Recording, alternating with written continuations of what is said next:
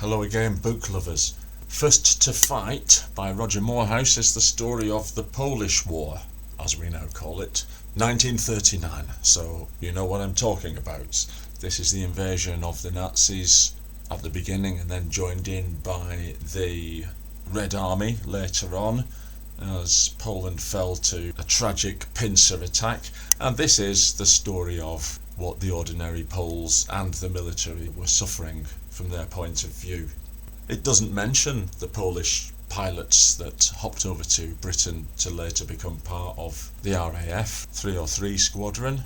It precludes all of this. It also precludes, as the summary of the book said, the idea of blitzkrieg warfare, the mass bombing of civilians from the air, indeed the inclusion of non-military combatants, detailing many an atrocity with diary entries, official military communiques, very well paced, and telling the story of these people who at one point were being invaded by people who separated them into worthy or unworthy of living, depending on whether they were circumcised or not, and on the other side by people who took this life or death decision by looking at your hands to see if they were too soft, you hadn't worked enough in the fields. As the Germans for a time prevailed and the Soviets ultimately prevailed, there's a lot of mythology involved with this Polish war. The first of them being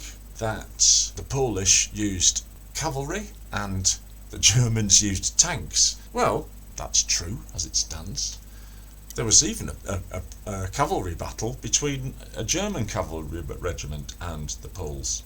The truth is, of course, that this happened on a couple of occasions. However, it does point to the fact that Poland was horrendously unprepared. In the year 1939, the Germans spent 10 times more than the Polish had in the previous 5 years, if I remember the stat. There are occasional stats which are interesting, and occasional curiosities, as the possible last cavalry battle. There's a little insight into Hitler's personality as he sacks his faithful aide-de-camp for bringing in Polish spring water instead of German spring water. Hitler, of course, makes a couple of appearances as he peacocks around Danzig. When Ribbentrop is sent to Moscow, he was received with wonderful Nazi flags which had been requisitioned from a film studio on the outskirts of Moscow, which was at the time making an anti-Nazi propaganda film. In any case, as I said before, the diary entries and personal views of people trapped in these situations present us with the usual smorgasbord of Nazi atrocities, and it is incredible, really. I have read a lot about these folk. While we're here, I should mention maybe the books that I did like about the subject. Rather large biography, as it were, of Ravensbrück by Sarah Helm, Primo Levi's Memoirs of the Concentration Camp, If This Is a Man, a brief book, stirring, and I even liked Time's Arrow, backwards told Martin Amis novel, which was quite roundly criticised. Anyway, that's back in my fiction reading days.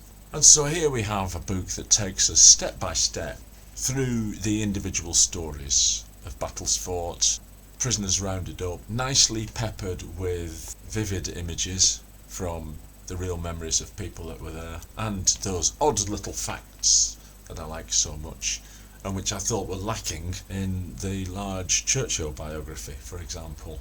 They're the kinds of things that stick in my mind. I don't know. It's one of the things I like.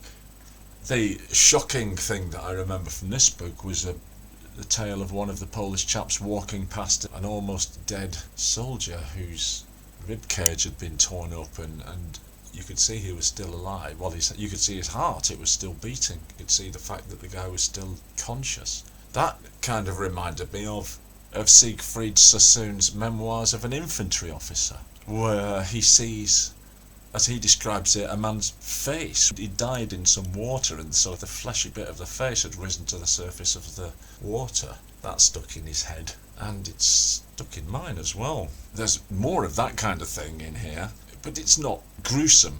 It's a narrative which takes parts of the history of all the sides, the incursions by the Nazis, the incursions by Russians, and of course the Poles themselves, as villages get strafed, as people get rounded up and taken away into forests.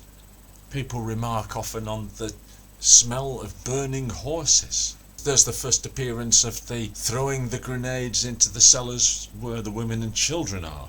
There's one of history's finest names, at least in my opinion, Śmigły Rids, and from where I discovered that Śmigły was a nom de guerre, meaning agile. You'll pick up a few words of Polish if you read this book. Then there's also, as the Soviets swept over, the idea that not all the Poles were exactly Polish, were they? They were some of them were Ukrainian, some of them were Belarusian. There was even a German founded city where a lot of the people were ethnically German. A kind of mirror of what's currently happening on the other side of Ukraine, the region of Lugansk and Donetsk. How Ukrainian is it? And how happy were the Polish citizens to join in with the Red Army when they got the choice?